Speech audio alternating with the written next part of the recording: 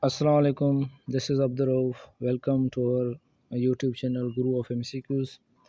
अॼु असां सिंधी जी most important MCQs जे बारे में पढ़ंदासीं जेके असांजी ईंदड़ SST टेस्ट जे लाइ मोस्टली इम्पोर्टेंट आहिनि। त पहिरियों क्वेश्चन आहे त व्याकरण वारे किताबनि मां असांखे कहिड़े क़िस्म जी मालूमात मिलंदी आहे? त उन मां असांखे ग्रामर जी मालूमात मिलंदी आहे। ॿियो सवाल आहे त बेत जी लघवी माना छा आहे? बेत जी लघवी माना आहे घर।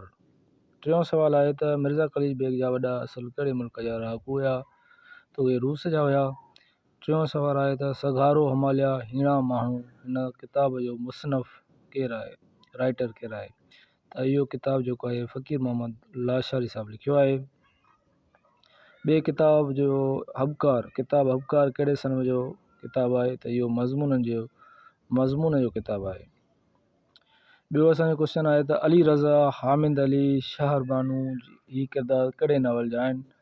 त इहे किरदार असांखे ज़ीनत नावल मां मिलनि था, जेको ज़ीनत नावल जेको आहे मिर्ज़ा ख़लील बेग साहिब जो लिखियलु आहे। मीर अब्दुल हुसैन सांगी शाइरी जे कहिड़े सनफ़ जे करे मशहूरु आहे?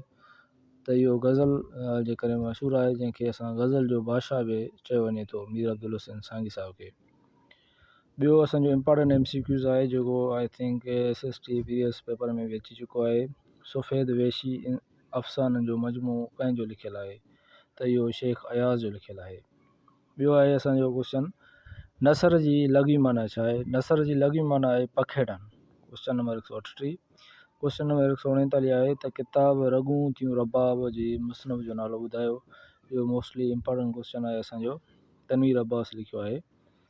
ॿियो असांजो 140 क्वेश्चन आहे त नारायण श्याम जी शाइरी जो मजमू नखरियूं आहिनि, नखरियूं उहे नींहं।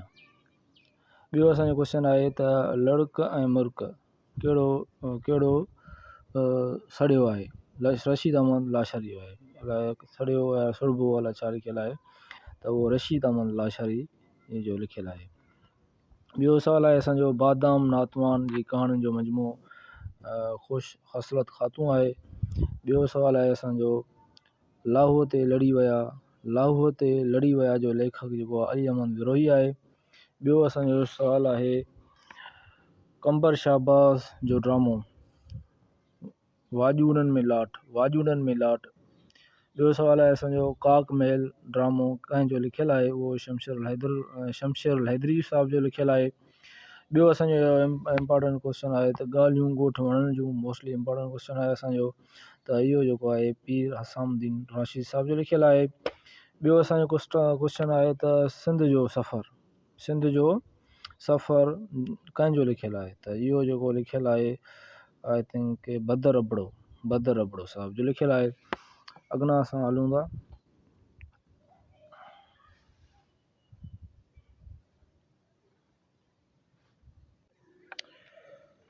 ॿियो क्वेश्चन आहे असांजो किताब गीत उञायल मोरनि जा कहिड़े अदबी सनफ़ जो मजमू आहे? इहो जेको आहे अफ़साना सनफ़ जो मजमू आहे।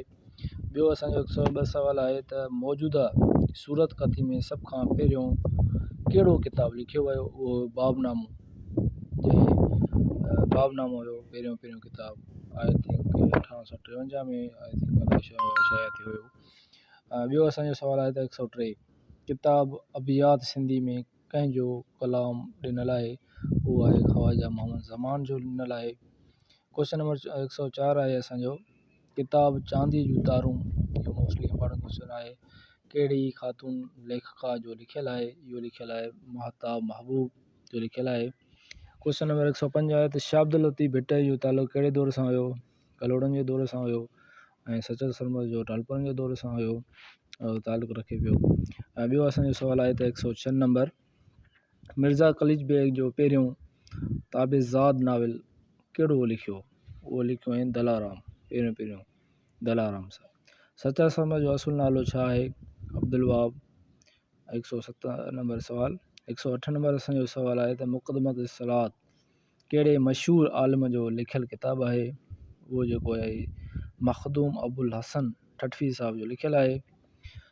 असांजो 109 नंबर क्वेश्चन आहे त सैयद साबित अली शाह शाइरी जे कहिड़े सनफ़ जे करे मशहूरु आहे, त उनखे असां मरसे जो बादशाह बि चयो वञे थो, सैयद साबित अली शाह साहब खे। ॿियो असांजो क्वेश्चन आहे त 100 नंबर 10, कहिड़े दौर खे सिंधी अदब जो सुनहरी दौर चयो वञे थो? इहो हुयो कलोड़नि जो दौर। ॿियो असांजो सवाल आहे 111 नंबर, शाह अब्दुल लतीफ़ भिटाई जे उस्ताद जो नालो ॿुधायो। मोस्टली इंपॉर्टेंट क्वेश्चन आहे असांजो। आख़ुंद नूर मोहम्मद साहब शाह अब्दुल लतीफ़ भिटाई जो उस्ताद हुयो।